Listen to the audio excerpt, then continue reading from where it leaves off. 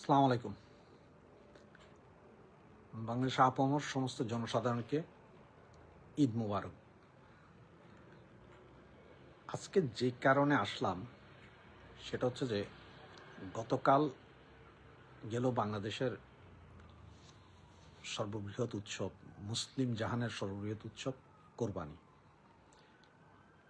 যেখানে বিভিন্ন সময় বলা হয় যে মনের পশুকে কোরবানি দিন, বনের পশুকে নয়। এটা আসলে কতটুকু হয় সেটাই হচ্ছে যে বুঝার বা দেখার বিষয়। এবারকার কোরবানিতে দেখা গেল যে অনেক ব্যবসায়ী কান্না করছেন যে তাদের গরু বিক্রি হচ্ছে না, দাম পাচ্ছে না, সে অনেক কিছু।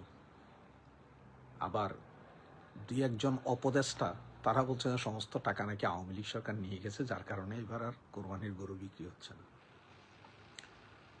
তো কোরবানির গরু যে আসলে কেন বিক্রি হচ্ছে না, কারণ দেখেন ওয়ার্ল্ড ব্যাংক থেকে শুরু করে হু পর্যন্ত সবাই বলছে যে বাংলাদেশের 30 লাখের উপরে মানুষ দরিদ্র সীমার নিচে নেমে গেছে। তার মানে আগে গতবার যারা একা কোরবানি দিয়েছে এর আগে, তারা এবার শেয়ারে কোরবানি দিয়েছে।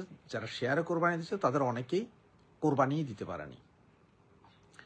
আর এছাড়া তো বাংলাদেশের 30% লোক আছে, কারো ঘর বাড়ি আছে কিন্তু থাকার জায়গা নেই, পালাইয়া আছে বিভিন্ন কারণে, কারণ মবের কারণে। সুতরাং কোরবানির পশু কেনাও কম হয়েছে, কোরবানিও কম হয়েছে। এবং সকালবেলা একজন উপদেষ্টা, ওনার দেখলাম যে উনি বলছে যে 12 ঘন্টার ভিতরে সমস্ত কোরবানি পশুর বর্জ্য সারা দেশ থেকে উঠাই নিয়ে গেছে।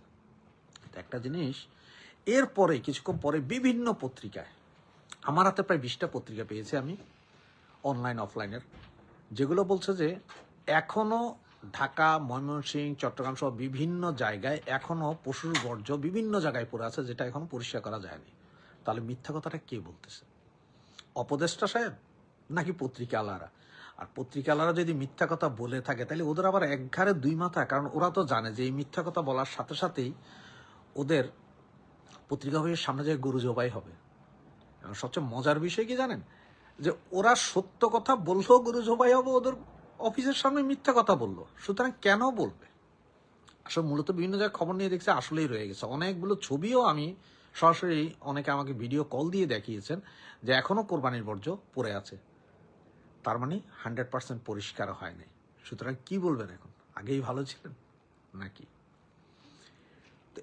এরপরে হচ্ছে যে আমাদের ইউনুসীয় সম্প্রদায়ের লোকজন সহ ইউনুস সরকার, ওনারা বললেন যে এবার চামড়ার দাম নির্ধারণ করে দিয়েছেন 1100, 1200 বা 1000 টাকার ভেতরে।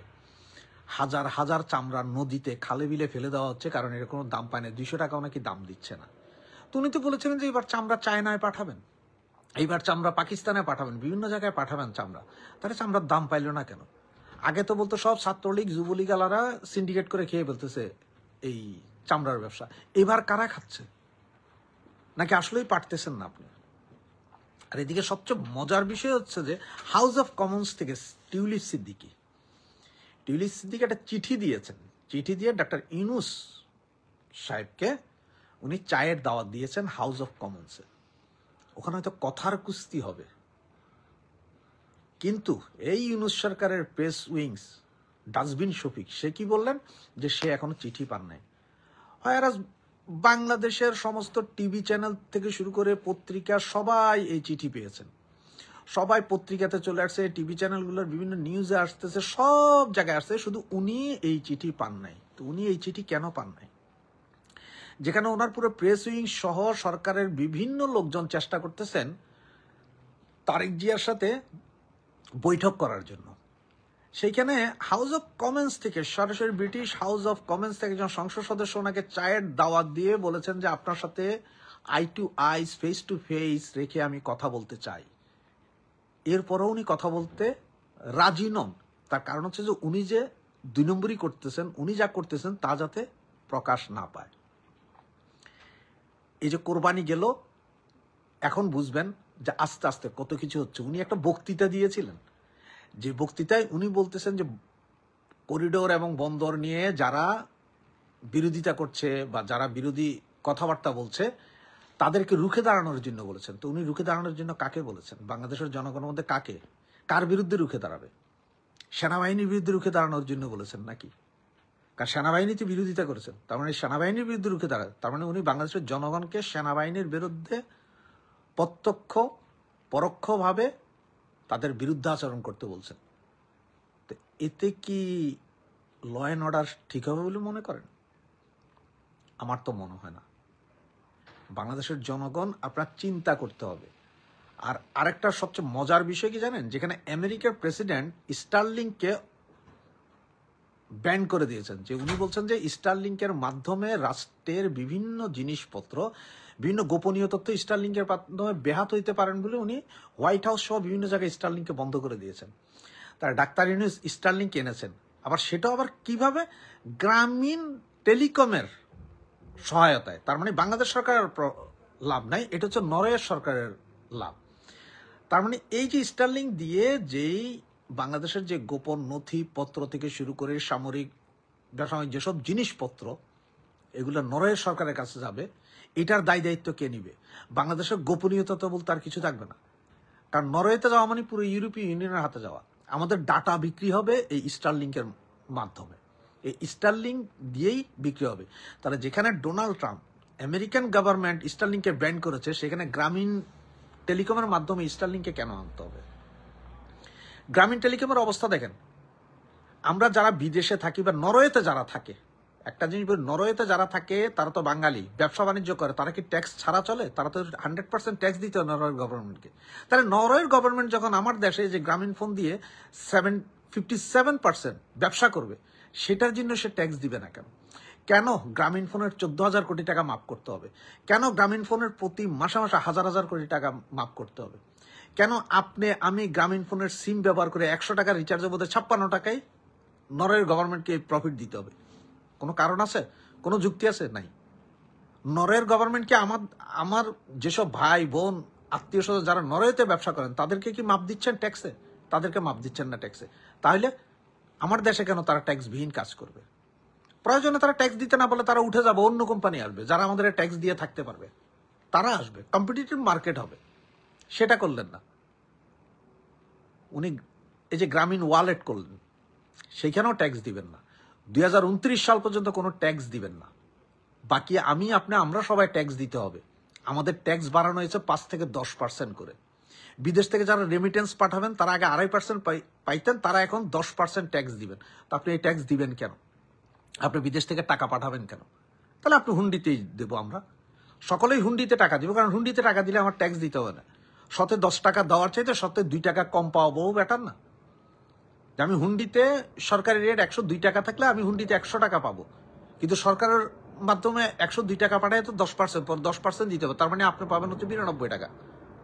তো তার চেয়ে এটা ভালো না যে আমি হুন্ডিতে পাঠাবো? আমি হুন্ডিতে পাঠালে 100 টাকা 100 টাকাই পাবো, 100% পাবো, 1 পয়সা কারো ট্যাক্স দেওয়া লাগবে না।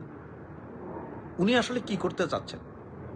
নির্বাচন নিয়ে তালবাহানা, উনি আরো 5 বছর। কালকে একটা মজার জিনিস, যে এই সরকার যখন মসজিদে গেলেন নামাজ পড়ার জন্য, ফরজ নামাজের খবর নাই, ওয়াজিব নামাজ নিয়ে আছেন, সুতরাং ওনার পেছনে যারা থাকবে তারা তো প্রচন্ড সিকিউরিটি চেক এবং সবকিছু চেক করে ওই সমস্ত লোককে বসানো হয়েছে, যেই সমস্ত লোক ওনার ফেভারে কথা বলবে, ওনার ফেভারে চিল্লাইতে পারবে। তাদের দিয়ে কি বলানো হইল? যে ইউনূস সাহেব বেঈমানদের কথা শুনেন না, আপনি 10 বছর ক্ষমতায় থাকেন। উনি কাদেরকে অপমান করলেন? গতকাল ঈদের জামাত, একটা কোরবানি বা ঈদের সময় তো শত্রুর সাথে বুক মিলায়, সেইখানে উনি এই সমস্ত লোকদেরকে দিয়ে বেঈমান অমুক তমুক বলাইলেন। উনি কাদেরকে অপমান করলেন? এই দেশের জনগণকেই। তো এই যে ইউনূসীয় সম্প্রদায়ের যেসব লোকজন আছেন তাদেরকে সহ এই ইউনূস সরকারকে সবাই মিলে প্রতিহত করতে হবে, এবং সেই প্রতিহত করার সময় এসেছে। আওয়ামী লীগ, ছাত্রলীগ, যুবলীগ, শ্রমিক লীগ সহ আওয়ামী পরিবারের যারা আছেন সবাই প্রস্তুত হন। এদেরকে ঠেকাইতে হবে, এর কোনো বিকল্প নেই। এদেরকে যেখানে যেভাবে পারেন সেভাবেই ঠেকাইতে হবে, এবং এদেরকে ঠেকানো ছাড়া এই বাংলার জনগণের মুক্তি হবে না। এদেরকে ঠেকানো ছাড়া এই বাংলার স্বাধীনতার সূর্য আর উঠবে না। আজকে জামাতের আমির বলেন যে 24 জুলাইয়ের 24 শহীদদের রক্তের সাথে বেইমানি করা যাবে না, বেইমানি করে কোনো নির্বাচন নয়। তো উনি কি চাচ্ছেন? যে এই সন্ত্রাসী কর্মকাণ্ড উনি সহ এই জামাতের আমির সহ জামাতের শিবিরের যেসব ছেলেপেলে করেছেন তাদেরই ক্ষমতায় বসায় দেওয়ার জন্য, দেশের পুরোটাকেই রাজাকারদের হাতে তুলে দেওয়ার জন্য, স্বাধীনতা সার্বভৌমত্ব খর্ব করার জন্য। এই জামাতে ইসলাম সহ এই 24-এর সন্ত্রাসী আন্দোলনের যারা আছে সবাইকে ঠেকান, 10 জনে মিলে একজনকে ঠেকান, ছোটখাটো থেকে শুরু করেন হাই লেভেল পর্যন্ত সবগুলোকেই ঠেকান। গ্রামীণ ব্যাংক গ্রামীণ ফোনকে ঠেকান, যে যেখানে পারেন সেখানে ঠেকান। এদেরকে ঠেকানোর সময় এখন। ধন্যবাদ। জয় বাংলা, জয় বঙ্গবন্ধু।